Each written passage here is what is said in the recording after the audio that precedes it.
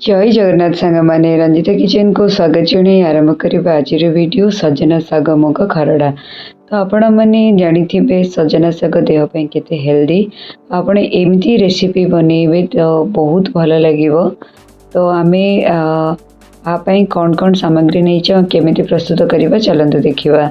एबे आमे नहीं फ्रेश देखिपे ये मुझ सजना साग नहीं ताको आपण देखिपे यही भाव में छड़े ने तार डांग गुड़ा आम बाहर करवा और पत्र गुड़ा को भी अलग बाहर करवा। तो यही भाव में आपण गोटे पर गोटे पाखुड़ा को एमती ही आपण छड़े ने ताहले आम साग गुड़ा को भल भाव में एमती बाहर कर।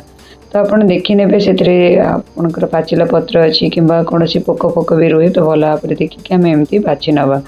तो एमती आम बाछि नेलु सब गुड़ा। तो मुझे कौन करी ना से मुग डाली नहीं भजा मुग नहीं मुझे नहीं सारू कि कटाई सारू ता सहित मुझे देखिपे बैगण आउ नहीं कखारू।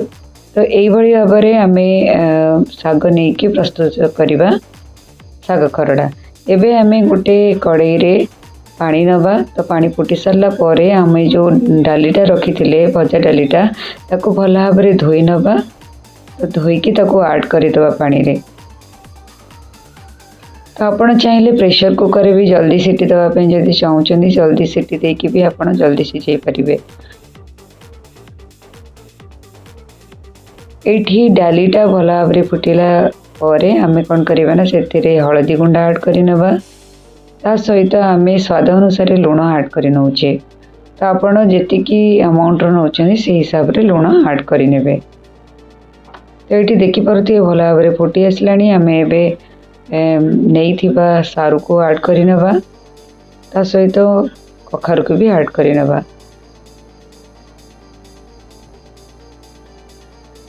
ताको भल भाव में फुटापी छाड़ी नवा।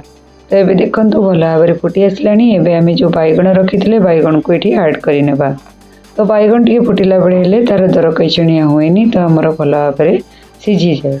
तो ये देखिपे आमर डाली को आम 15 ରୁ 18 मिनिट आम ये भाव में सीझे नवा ताकि से भल भाव में सीझीज। आप सीटी दौरान ताले प्रेसर रे 5 मिनिट रे कि 10 मिनिट भितर हो।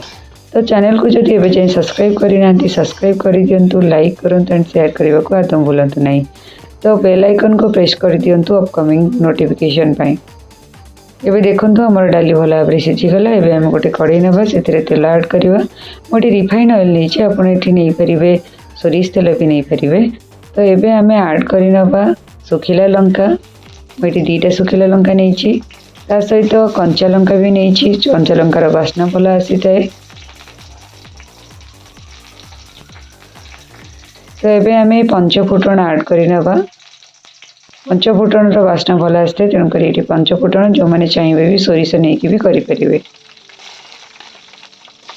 पंचफुटण भल भाव में फुटीगला आपण पियाज पकई पारे, रसुण छुंक दे पारे। मु गुरुवार ये केवल मुझे नहीं अदा रसुण विदाउट ओनियन गार्लिक तो यहाँ करुँची। ये देखिपे मु साग रखी थी साग को ऐड कर दूची। साग को भल भाव में भाजी नवा। तो देखिपे सागटा टी भाजी आसला।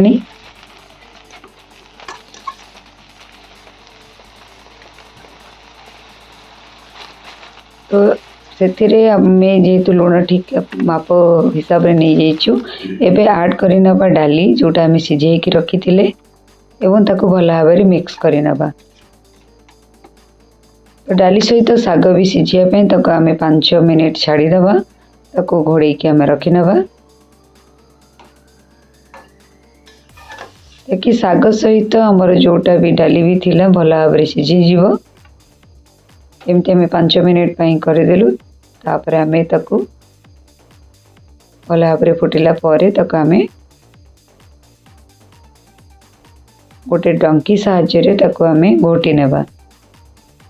ताहले साग आउ जोटा आम रखी थे डाली सेटा भल भाव में मिक्स हो।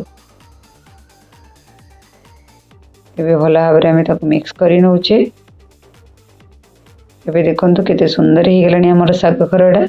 एमिति आपण घरे बनातु। एटा गोटे ओडिया रेसिपी आपनको बहुत भल लागिवो। देखंतु केते सुंदर भाव में मिसीगला डाली सहित शाग। तो ये आमर शाग खरड़ा प्रस्तुत हो गला। तो सजना शाग खरड़ा जोटा कि आपण भल भाव एमती सादारे भी खाईपर ता सहित भात सहित खाईपर। यहाँ देहपाई बहुत हेल्दी बीपी पेसेंट मैंने भी यहाँ आमर खाईपर।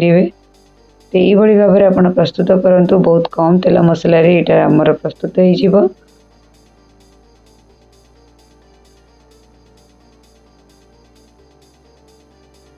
Thanks for watching.